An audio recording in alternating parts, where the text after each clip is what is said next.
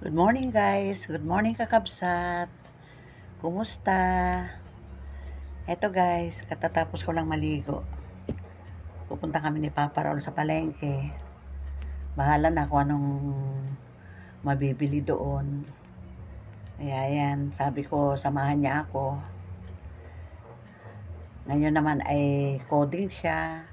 Wala siyang pasada ngayon. Kaya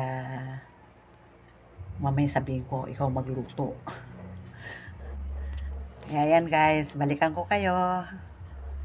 Kain tayo guys kakabsat. Ito ang ulam namin. Natikman mo na ba ito? Oh, masarap na. Meron naman kaming isdang maliliit. Ayan.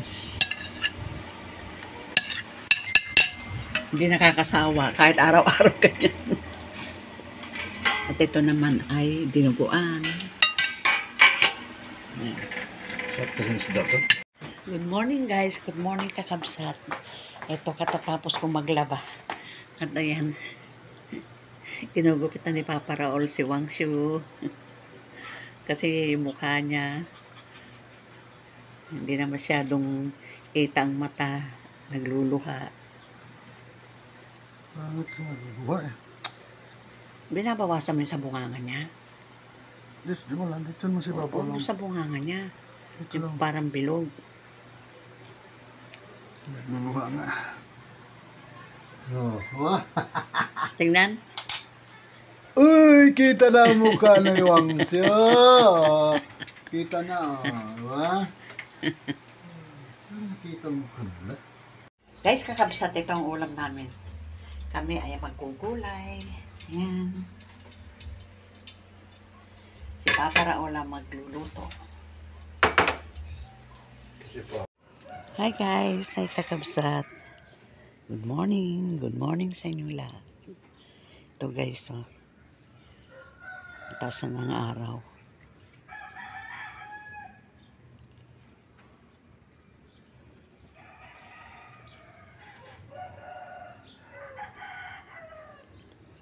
Kagigising lang namin ni Papa Raul. Ayan, ayan, oh. Hindi man ako maglalaba ngayon. Kasi naglaban na ako kahapon. Ayan. Hindi nagmamadali para habulin yung tubig.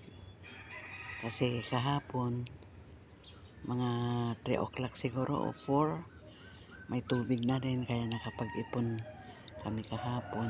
Ayan. Nag-ipon ako ng tubig habang si Papa Raloy ay namamasada.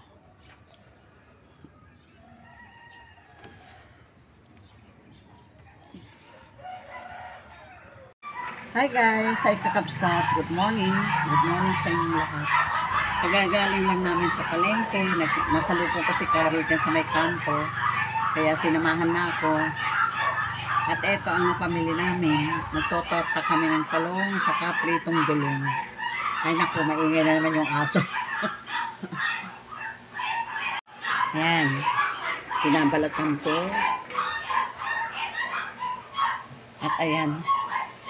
Meron na, yung isa may kasama ng, ayan, may time bomb. Or uuds.